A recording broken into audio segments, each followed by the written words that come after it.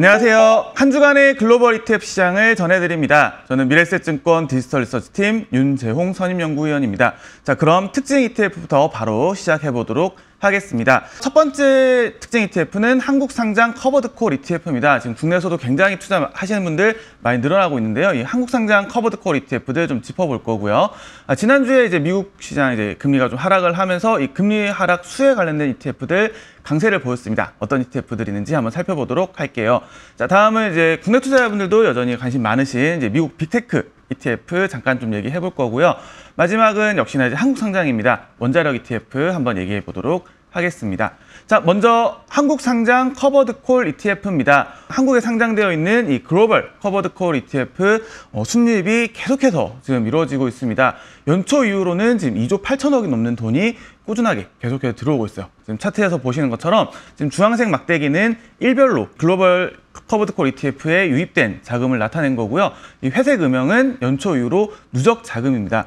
정말 꾸준하게 지금 올라가는 모습 보실 수가 있어요. 자, 그러면 이 커버드콜 ETF가 뭐냐부터 좀 시작을 해야 되겠죠.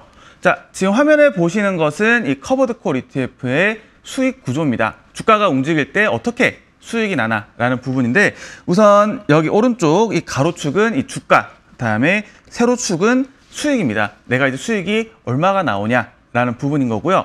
자, 먼저 내가 주식을 가지고 있다라고 생각을 해볼게요. 예를 들어서 테슬라 주식을 내가 한 줄 보유를 하고 있으면 테슬라 주가가 올라가면 난 수익이 늘어나고 테슬라 주가가 하락하면 하락할수록 나의 손실은 늘어날 거예요. 그것을 그려낸 것이 바로 여기 있는 선입니다. 가운데 선 보이시죠? 자, 그러면 이 선이 의미하는 것은 주가가 상승하게 되면 수익은 올라가고 주가가 하락하면 손실은 커진다라는 부분 쉽게 보실 수가 있을 것 같아요. 자, 여기서 근데 우리는 생각을 하는 거죠. 내가 주식을 보유를 하고 있으면 물론 배당을 받겠지만 주가가 오르지 않는 한은 난 수익이 날 수가 없어요. 그렇다고 마냥 주식을 놔두긴 좀 아깝다 보니까 나는 어떻게 하면 좀 수익을 낼 수 있을까라는 부분을 좀 고민하게 되죠. 그렇게 고민하다가 생각해낸 것이 그러면 내가 복권을 한번 팔아보자. 제가 이제 커버드콜 설명을 드릴 때 좀 비유로 말씀드리는 것이 바로 복권입니다. 여기서 커버드콜은 내가 주가가 상승하면 당첨금을 지급해야 되는 복권을 판매를 하는 거예요. 자, 그럼 이 복권 판매자 입장에서 내가 판매자 입장이 되는 거죠. 이 판매자 입장에서 복권을 팔면 뭐가 들어오죠?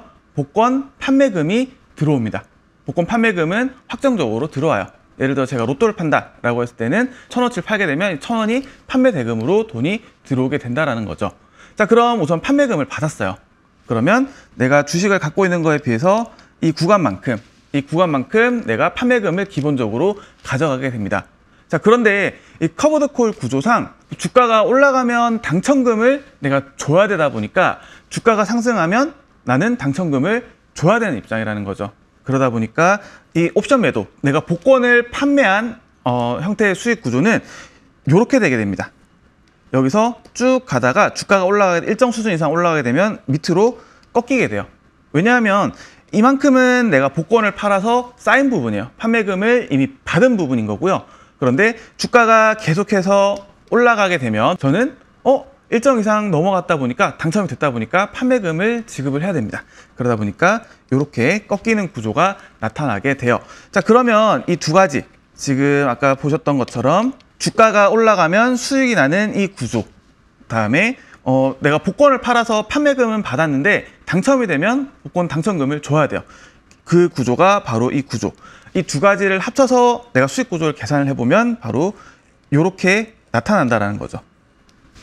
이해가 좀 되셨을까요? 자, 그러면 커버드콜의 수익 구조를 생각을 해보면 나는 내가 주식을 가지고 있는 거에 비해서 복권 당첨금은 일단 기본적으로 받아가요. 요거를 이제 배당으로 지급을 하게 되는 거고요. 반면에 주가가 이제 일정 구간 이상 올라가게 되면 나의 상승은 막히게 되는 바로 이 구간이 되게 됩니다. 자, 그래서 커버드콜 전략은 내가 주가 상승이 물론 일정 부분 있을 수는 있지만 급격하게 상승을 한다라고 했을 때는 사용하면 안 되는 전략이에요. 주가가 일정 이상 횡보할 때 가장 유리한 전략이고요. 하락할 때는 안 좋죠. 물론 이제 안 좋지만 프리미엄을 일정 구간 쌓아 나갈 수 있는, 복권 판매금을 일정 부분 좀 받아가면서 버틸 수 있는 그런 형태의 전략 구조다라고 이해를 하시면 될 것 같아요. 자, 그러면 이러한 커버드콜로 한국에 상장된 ETF들 어떤 것들이 있을까? 조금 정리를 해봤습니다.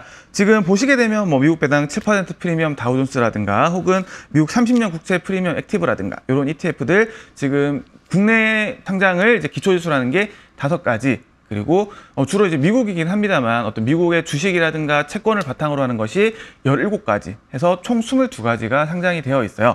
지금 제가 미리 동그라미를 좀 쳐놨는데 여기서 프리미엄이라고 붙어 있는 것들은 우리가 100% 커버드 콜 안 친 것들, 그다음에 여기 보시는 것처럼 커버드 콜이라고 붙어 있는 것은 100% 콜옵션 매도를 한 겁니다.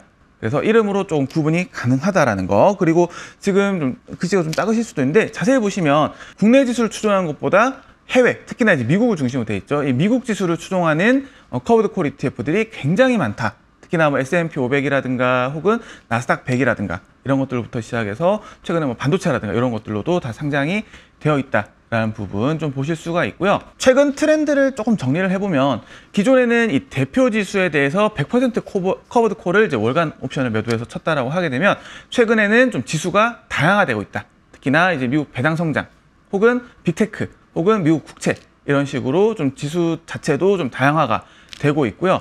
기존에는 이제 월간 단위로 이제 옵션 매도를 했다라고 하게 되면 최근에는 뭐 위클리라든가 데일리 옵션을 좀 활용하는 경향이 뚜렷하게 나타나고 있습니다. 특히나 여기에 더해서 부분적으로 매도를 쳐서 기존에 뭐 100% 커버드 콜 매도였다라고 하게 되면 뭐 전체 10% 정도만 뭐 커버드 콜 매도를 친다라든가 이런 식으로 좀 구성이 변화하고 있고요. 지금 이제 10%만 옵션 매도를 친다는 게 도대체 무슨 뜻이냐라는 거 좀 설명을 드려보면 기존에 우리가 이제 100% 커버드 콜을 치게 되면 아까 앞에서 보셨던 것처럼 상승이 완전히 막혀버리는 구조가 나오게 돼요. 그런데 우리가 지수에 대해서 90%는 그냥 열어두고 예를 들어 우리가 투자 자금이 1억이다 라고 했을 때는 9천만 원은 그대로 이제 지수에 대해서 그대로 따라가는 거고 1,000만 원에 대해서만 커버드 콜 전략을 구사를 하게 됩니다. 그러다 보니까 상승이 물론 주식에 비하면 조금 낮긴 해요. 일반적인 주식에 비해 좀 낮긴 하지만 여전히 상승을 좀 따라갈 수 있도록 구조화가 되어 있다. 그리고 위클리라든가 데일리로 가면 갈수록 이 옵션 프리미엄이 다시 말해서 이 복권 판매 금액이 좀 더 늘어나게 됩니다. 그래서 좀 더 이제 고배당을 만드는 것이 데이터상으로는 가능하다라는 거 좀 정리를 할 수가 있을 것 같아요. 그런데 좀 이제 유의할 부분이 하나 있어요. 유의할 부분이 뭐냐?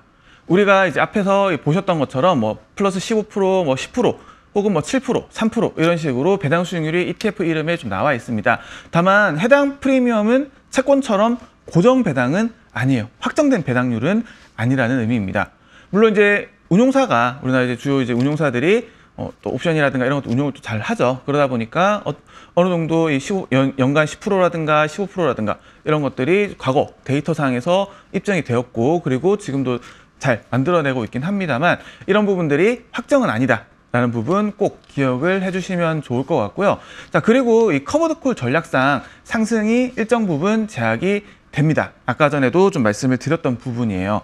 그러다 보니까 뭐 최근 들어서 이제 90%라든가 90% 참여라든가 이런 식으로 좀 한계를 극복하려는 노력들이 좀 있긴 합니다만 일반적인 우리가 주가 지수에 대해서 주가 지수보다는 상대적으로 조금은 상승이 조금은 이제 제약될 수 있다라는 부분들. 그래서 이게 커버드 콜 전략은 명확합니다. 주가 상승보다는 내가 현 시점에서 현금 흐름을 만들고 싶다라고 하시는 분들한테 적합한 전략이에요. 그래서 내가 정말 장기적으로 내가 주가 상승을 다 누리고 싶다라고 하시는 분들은 그냥 프리미엄이 낮거나 혹은 그냥 일반적인 커버드 콜 전략이 없는 형태의 ETF를 통해서 자본 차익을 집중적으로 추구하시는 게 맞고요. 혹은 내가 현 시점에서 좀 더 이제 현금 흐름을 만들고 싶다라고 하시는 분들은 프리미엄을 조금 이제 높게 가져가면서 주가 상승은 어느 정도 제약이 될 수 있구나라는 부분에 대해서 명확하게 인지를 하실 필요가 있습니다. 자, 이렇게 이제 커버드 콜 관련된 설명 마치고 다음으로 넘어가도록 할게요. 자, 다음은 이제 금리 하락 수혜입니다. 지난주에 이제 금리가 9.5bp 정도 하락을 했습니다.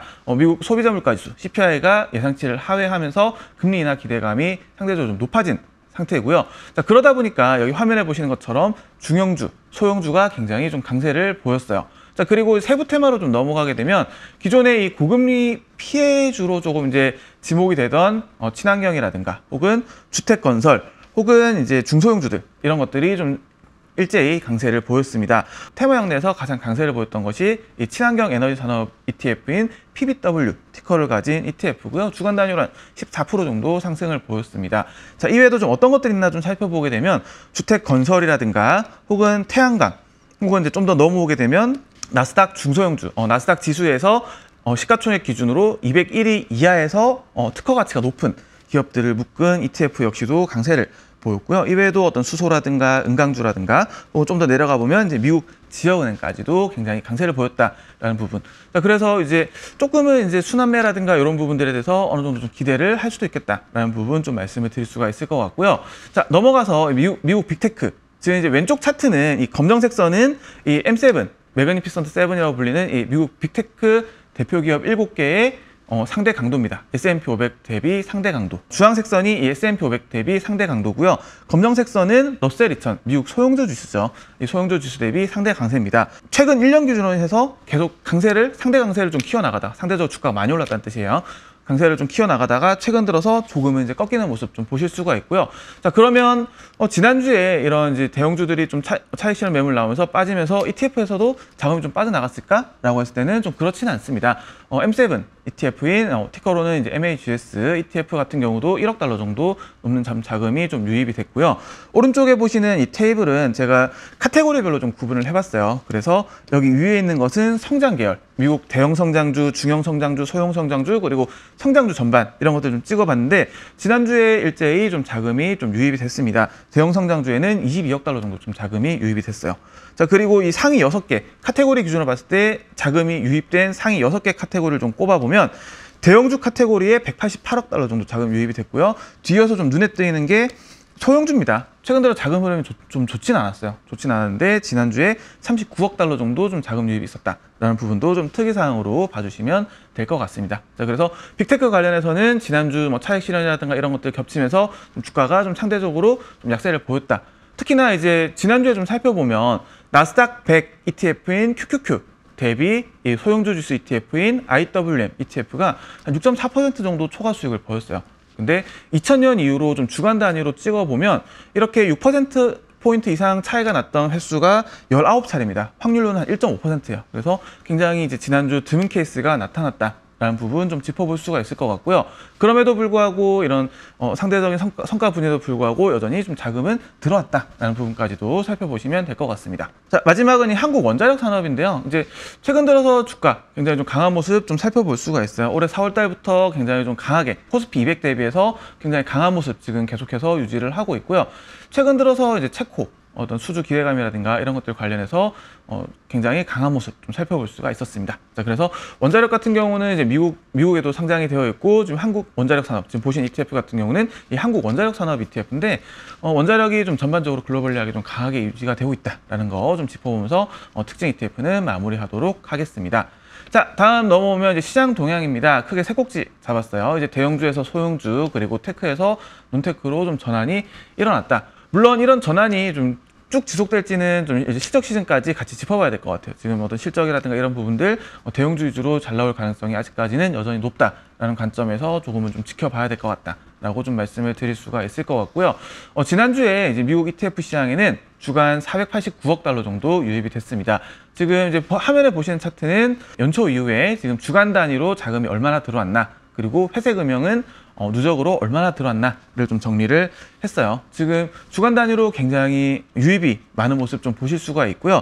지난주에는 489억 달러 정도 유입이 되면서 두 번째로 많은 유입을 보였습니다. 그리고 연간 누적으로는 4,587억 달러 정도. 그래서 굉장히 많은 돈이 여전히 ETF 시장으로 좀 꾸준하게 유입이 되고 있구나라는 거 짚어볼 수가 있겠습니다. 자, 마지막은 이제 미국 신고가 관련해서 좀 말씀을 드릴 텐데 우선 종목수 자체는 좀 증가를 했어요. 이제 직전주에 325개 종목에서 이제 지난주 574개 종목으로 좀 증가를 했고요. 지금 역시나 이제 신고가 살펴보는 이유는 매 주마다 좀 강한 ETF도 어떤 것들이 있나 좀 살펴보는 경향이 있죠. 그리고 52주 신고가 친 종목들은 좀 일정 부분 주가 상승이 좀 이어지는 이런 경향성도 좀 같이 고려를 해야 될 것 같고요. 지난주에 이 52주 신고가 내에서 이 상승률 상위 ETF들 좀 짚어보면 역시나 중소형 그리고 채굴 그리고 미국 은행 관련 ETF들이 다소 상위 올랐다라는 부분까지 짚어볼 수가 있겠습니다. 네, 이렇게 특징 ETF 그리고 시장 동향까지 살펴봤습니다. 앞서서 제가 이제 한국에 상장된 이 글로벌 커버드 콜 ETF 좀 간략하게 좀 설명을 드렸는데요. 일단 두 가지 꼭 기억을 해주시면 좋을 것 같아요. 첫 번째는 이 투자 목적. 그래서 커버드 콜 ETF는 현 시점에서 현금 흐름을 확보하는 전략이다. 그래서 내가 장기적으로 주가 상승을 노리는 투자분이라면 조금 다른 이제 전략을 좀 더 살펴보는 것도 좋을 것 같다라는 부분 좀 말씀을 드릴 수가 있을 것 같고요.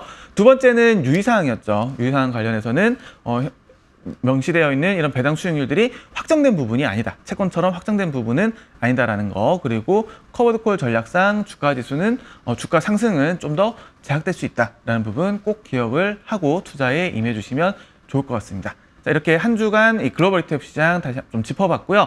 저는 다음 주에 좀 더 좋은 내용으로 찾아뵙도록 하겠습니다. 저는 윤 선생이었습니다.